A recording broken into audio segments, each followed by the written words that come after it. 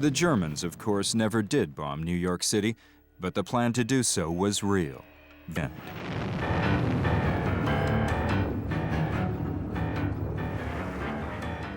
Meanwhile, the flying bomb called the V-1, also known as Vengeance Weapon No. 1, continued to unleash its terror over England. Civilians and civil defense services did valiant rescue work without regard to danger. More than 2,000 of these buzz bombs had been sent over the English Channel, killing over 6,000 British citizens.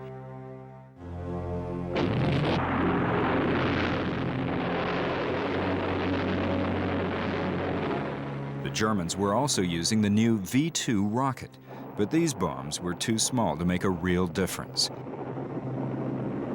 Hitler and Goering then discussed their desires to strike the United States with something much more lethal. Knemayer's job was to put a plan in motion. It was Knemayer's plan to come up with an aircraft capable of bombing New York City. Now, it was going to take an unusual aircraft because of the range required. The range between Germany and New York City was 3,500 miles. They wanted this aircraft to make a round trip. That's 7,000 miles. When you add in a couple more thousand miles for safety, you're looking at perhaps as much as 10,000 miles, 12,000 mile range. Knemeyer looked at the existing aircraft manufacturers in Germany at the time, Ernst Heinkel, William Messerschmitt, Focke-Wulf, Dornier, and brought them into a conference. He said he wanted an aircraft capable of delivering a single bomb to New York City, but making a round trip of 7,000 miles plus safety. William Messerschmitt said it couldn't be done. Ernst Heinkel says it couldn't be done. They all told Knemeyer it could not be done. We do not have an aircraft that will even reach New York City, let alone fly over New York City and make a round trip. Disappointed by the conventional aircraft manufacturers, Knemeyer dismissed the men. The problem was range. Conventional multi-engine bombers just couldn't carry enough bombs or fuel. Refueling wasn't an option because the logistics of the plan made it next to impossible. Knemeyer realized that if they did figure out a way to reach New York City, they would be limited to carrying a single bomb. That bomb would have to be something just short of extraordinary. Soon, the German High Command would begin to sow the seeds of terror weapons. The Nazis were determined to succeed in the game of radioactive warfare. In 1944, the citizens of New York had no idea that the Nazis had them in their sights. The weapon, something straight out of science fiction. We knew that Hitler had a plan that involved some sort of radiated bomb.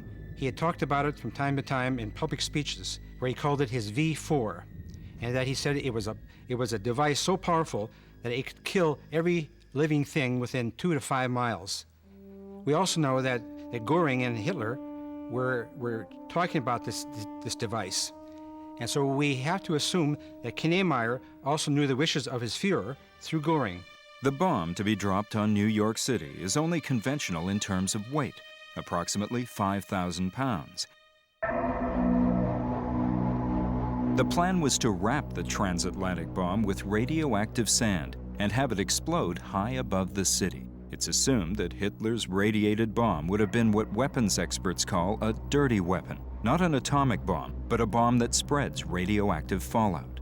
If that bomb had been airburst over the city at maybe 10 to 15,000 feet, then the radioactive sand or silica encasing the bomb itself would have been able to spread, particularly if released somewhat upwind, far and wide over the city. Depending on the degree of irradiation of the material surrounding the bomb casing and how many people were exposed to it at the time of explosion, it may not have killed a lot of people, but it may have made people very sick. And it's hard to predict what the total result would have been. As a political weapon, in order to sue for peace, to sue somehow for a more favorable outcome for Germany. The results would be someone else's problem. At the time, Knemeyer had another hurdle. None of the German plane manufacturers could offer him a way to deliver his deadly radioactive vengeance weapon. So Knemeyer sought assistance from the military insiders in the club. He also knew several men in the fringe of aerospace research at the time, not all of whom had been embraced by the conventional aviation industry. One was an old friend named Reimer Horten. Reimer Horten had designed all-wing sailplanes beginning in the 1930s. In fact, Siegfried Knemeyer had a favorite Horten aircraft that he flew from time to time. Siegfried Knemeyer also turned to a rocketeer by the name of Eugen Sanger. At one time, Eugen Sanger had proposed a piloted, reusable, sub-orbital bomber. The third person he had asked for an America bomber, as Siegfried was calling it, was Wernher von Braun. Wernher von Braun had the V-2 rocket that he had perfected at Peenemünde. Knemeyer was hoping with these three individuals in a competition that one of the three would come up with a flying machine that would serve his needs. And historian David Myhra has spent 20 years researching Germany's secret plans to bomb New York City. He's come to Peenemünde in hopes of uncovering more information about the men and machines involved in this horrific plan. Today, David surveys the premises with Peenemünde curator Peter Proffer. They're looking for clues to determine the exact location of one of von Braun's launch pads. More bomb craters all through here. The whole area is pockmarked. Yeah. Most of these craters then are from the British when they bombed Peenemünde in August of 1943. Yes.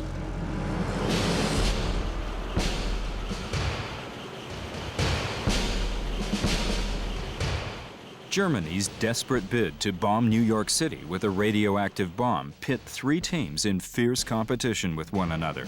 One was brothers Reimer and Walter Horten, sailplane designers, who would eventually refer to the plan as the devil's work. Rocket engineer Eugen Sanger, an Austrian by birth, was simply looking for a way to further his desires to get into space. Only Wernher von Braun seemed to embrace the project with great enthusiasm. Wernher von Braun came from a very wealthy, academic-oriented family. Highly educated, highly motivated.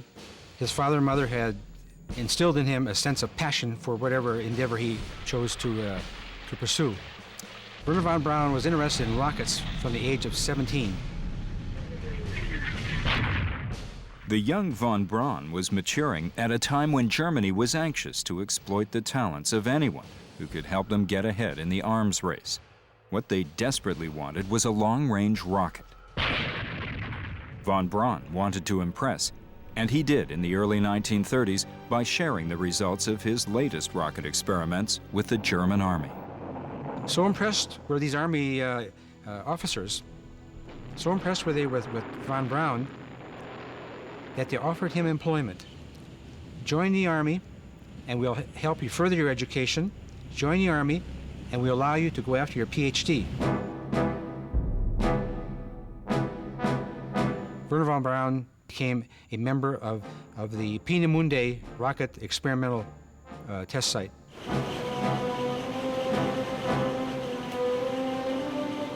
Peenemünde is located on an island in northeastern Germany. The Luftwaffe began constructing it in 1936.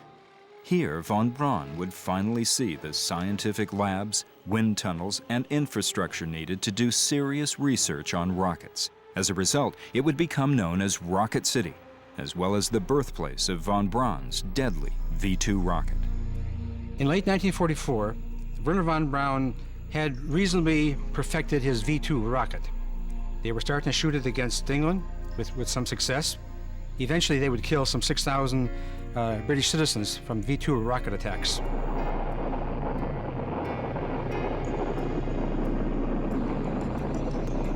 Von Braun and his boss, General Walter Dornberger, were never satisfied with a 200-mile range of the V-2. They were always seeking ways to increase the range of the V-2 rocket. Von Braun had spoken many times about hitting New York City, 3,500 miles away. So von Braun was thinking long range. He was thinking about a flying machine that was capable of crossing the Atlantic Ocean.